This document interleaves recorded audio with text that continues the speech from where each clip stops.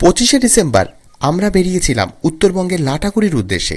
আমাদের যাত্রার প্রথম ভাগে আমরা পুরনো দিল্লি রোড হয়ে STKK রোড ধরি, কালনা, কাটোয়া, নবদ্বীপ এবং কৃষ্ণনগরের বাইপাস ধরি। আপনাদের জানিয়ে রাখলাম এই পথের যাত্রা ও রাস্তার অবস্থা অত্যন্ত ভালো। আপনারা চাইলে এই পথটি উত্তরবঙ্গ যাওয়ার জন্য ব্যবহার করতেই পারেন।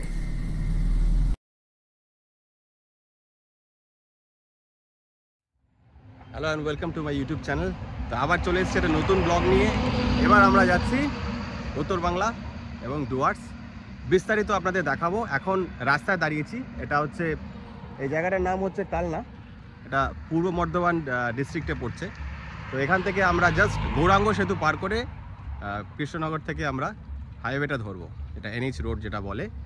এতক্ষণ পর্যন্ত রাস্তা তো ভালোই ছিল, রাস্তা কোনো অসুবিধা হয়নি, শুধু এই রাস্তাটা একটু পটহোলস আর সিঙ্গেল লেন হাইওয়ে, যে কারণে চালাতে একটু একটু জায়গায় কোনো জায়গায় অসুবিধা হয়েছে। বাট ওভারঅল কিন্তু আমি বলবো রাস্তা পুরনো দিল্লি রোড দিয়ে খুব খুব সুন্দর। আপনারা চাইলে এই রুটটা ফলো করে এইদিকে আসতে পারেন। আর এখন আমরা দাঁড়িয়েছি ব্রেকফাস্টের জন্য এই মুনলাইট ফ্যামিলি রেস্টুরেন্টে। এখান থেকে কিছু ব্রেকফাস্ট করে নিয়ে আমরা আবার রওনা দেব কৃষ্ণনগরের উদ্দেশ্যে। আর আজকে লাঞ্চ করার ইচ্ছে আছে পরদেশি ধাবাতে, যেটা আপনারা সবাই জানেন, আপনারা অনেকেই পরদেশি ধাবাতে লাঞ্চ করে থাকেন। তো আমার এটা ফার্স্ট টাইম, তো ওখানে গিয়ে আপনাদের দেখাবো।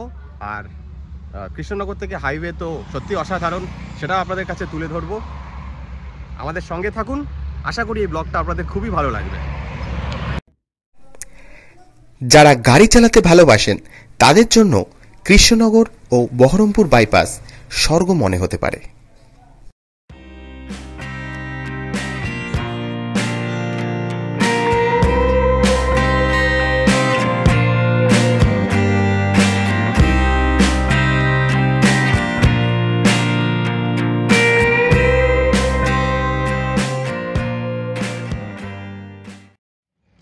কৃষ্ণনগর থেকে রাস্তা তো আপনাদের দেখালামই, অনবদ্য রাস্তা। যারা আপনারা উত্তরবঙ্গের দিকে আসতে চাইছেন, এখন রাস্তা কিন্তু অধিকাংশটাই ভালো। আর এখন আমরা ফারাক্কা থেকে মাত্র 50 কিলোমিটার দূরে একটা ধাবাতে দাঁড়িয়েছি। ধাবার নাম হচ্ছে রূপালী হোটেল অ্যান্ড ধাবা। তো এখানে দাঁড়িয়ে আমরা জাস্ট লাঞ্চটা করে নিচ্ছি। লাঞ্চ করার মতো যদিও এখনও পেটে জায়গা নেই, কারণ অনেক খাওয়া দাওয়া হয়েছে। তো লাঞ্চ করে আবার আমরা এবার ফারাক্কার দিকে যাব। আর কোথাও হল্ট দেবো না, যদি পারি পরদেশি ধাবাতে একটুখানি চায়ের ব্রেক দেবো, আর সোজা চলে যাচ্ছি রায়গঞ্জে। আর আজকে কিন্তু আমাদের রায়গঞ্জে স্টে আছে। আগামীকাল আমরা রায়গঞ্জ থেকে রওনা দেবো লাটাগুড়ির উদ্দেশ্যে, এবং সেটাও আপনাদের পুরো দেখাবো। আশা করি আপনাদের খুব ভালো লাগবে। এবং আমার ডুয়ার্স এই সিরিজটা আপনারা সবাই মন দিয়ে দেখুন, একটু অন্যরকমভাবে আমি ডুয়ার্সটা আপনাদের জন্য শ্যুট করব। আশা করি সবার ভালো লাগে।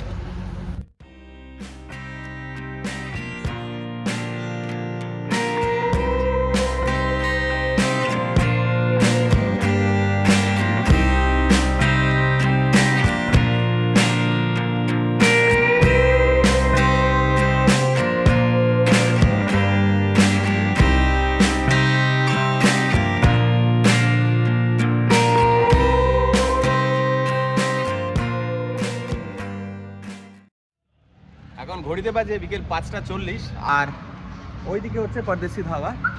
চলুন ওদিকে গিয়ে আপনাদের ধাবাটা দেখাচ্ছে। আজকে 25 ডিসেম্বর, তো কিছু অনুষ্ঠান হচ্ছে ওখানে। আমরা জাস্ট চা কফি খাবো আর জাস্ট বিকেলে স্ন্যাক্স খেয়ে এখান থেকে আবার রওনা দেবো। আজকে আমাদের স্টে রায়গঞ্জ ট্যুরিস্ট লজ। চলুন ভেতরে যাওয়া যাক। বড়দিন উপলক্ষে মালদার পরদেশি ধাবা খুব সুন্দর আলোকসজ্জায় সজ্জিত করা হয়েছিল। তারই কিছু মুহূর্ত আপনাদের কাছে তুলে ধরলাম।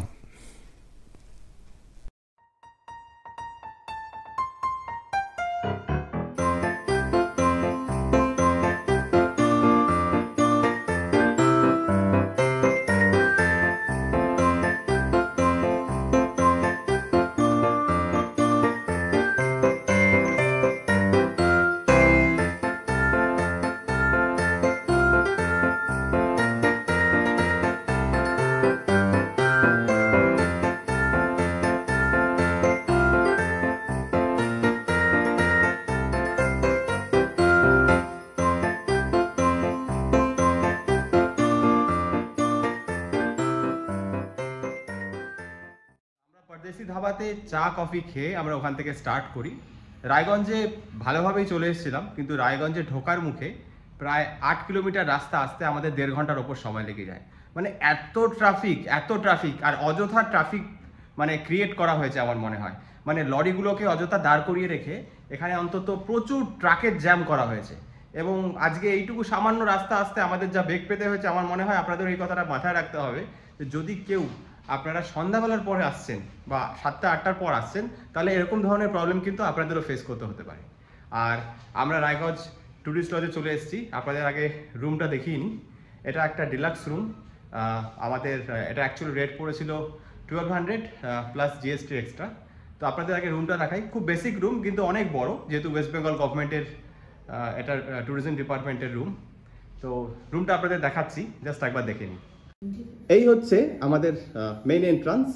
আর মেইন এন্ট্রান্স থেকে ঢুকে এখানে একটা সোফা দেওয়া হয়েছে, একটা টিভি আছে, টেবিল আছে, একটা স্টাডি টেবিল আছে, চেয়ার, আর এখানে একটা সোফা আছে। আর রুমটা অনেক বড়, স্পেশিয়াস। এখানে দুটো বেডকে এক করা হয়েছে, এটা কিন্তু সেপারেট ছিল। তো এই বেডটার মাঝখানে এই টেবিলটা ছিল, তো এই টেবিলটাকে এখানে সরিয়ে দেওয়া হয়েছে আর দুটো বেডকে এক করা হয়েছে। আপনারা যদি আসেন তাহলে এটাও ফেস করতে হতে পারে, হয়তো দুটো বেডকে আপনারা চাইলে কিন্তু এক করে নিতে পারেন। এখানে এসি আছে, একটা মিরর আছে, আর বাথরুমটা চলুন আপনারা দেখাচ্ছি। এই হচ্ছে এটা ওয়াশরুম, মোরলেস নিট অ্যান্ড ক্লিন, অনেকটাই বড়, গিজার আছে ওপরে। আর যেরকম হয় ওয়েস্ট বেঙ্গল গভর্নমেন্টের সমস্ত প্রপার্টিতে, এখানে অ্যাকোমোডেশন সত্যি খুব ভালো থাকার জন্য। আর চলুন এইদিকে আপনাদের দেখাচ্ছি, এখানে একটা ব্যালকনি আছে। এই হচ্ছে ব্যালকনি, এটা অনেক বড় জায়গা। আর এটা হচ্ছে সেই হাইওয়ে যেটা ধরে কালকে আমরা শিলিগুড়ির উদ্দেশ্যে রওনা দেবো, মানে আমরা লাটাগুড়ির দিকে যাব। এটা হচ্ছে সেই রাস্তা যেখানে আমরা কালকে লাটাগুড়ির উদ্দেশ্যে রওনা দেব। তো এই হচ্ছে এন্টার এরিয়া, আর এই বারান্দা, আর এই হচ্ছে রুম।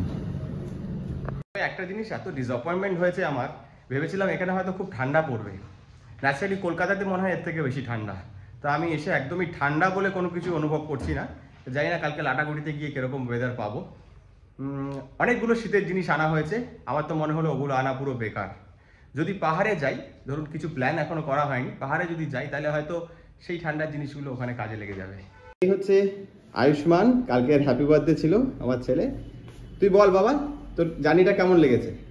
ভালোই লেগেছে, কিন্তু এত জ্যাম লরির, আমি জার্নিতে পুরো ফেড আপ হয়ে গেছি পুরো। সত্যি জার্নিটা ভালোই হতো, কিন্তু লাস্টের এই 8 কিলোমিটার আমার সত্যি মনে থাকবে। তো ন্যাচারালি এটা তো পার্ট অফ রোড ট্রিপ, এগুলো তো হতেই থাকে। তো আমরা এগুলো মেনে নিয়ে এগোবো।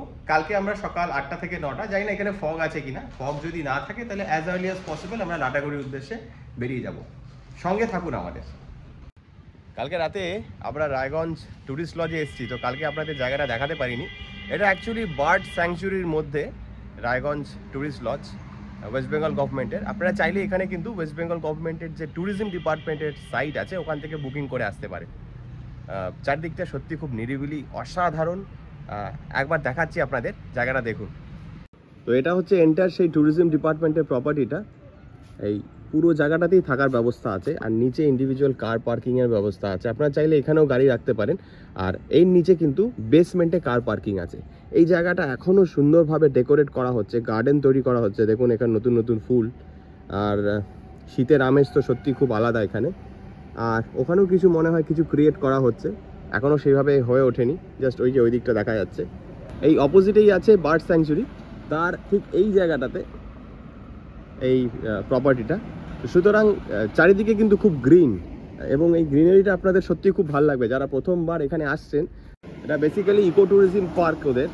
এই পার্কের ভেতরেই কিন্তু এই ট্যুরিস্ট লজটা, আর এন্টার জায়গাটা এত সুন্দরভাবে এখানে সাজানো, গভর্নমেন্ট প্রপার্টি। আপনারা চাইলে কিন্তু এখানে এক রাত কাটিয়ে যেতে পারেন। যারা নাকি লং ডিস্টেন্স ট্রাভেল করছেন, এই জায়গাটা এত সুন্দর করে সাজানো, আপনারা চাইলে কিন্তু যারা নাকি নর্থ বেঙ্গল যাচ্ছেন স্পেশালি, তারা এখানে নাইটে হল্ট করতে পারেন। কারণ রাতে অনেকেই গাড়ি চালাতে পছন্দ করে না, আমিও স্পেশালি রাতে গাড়ি চালাতে পছন্দ করি না। তাই আমি চুজ করেছিলাম এই রায়গঞ্জ এই ট্যুরিস্ট লজটাকে, এবং এখানে থাকার এক্সপিরিয়েন্স আমার সত্যি খুব ভালো।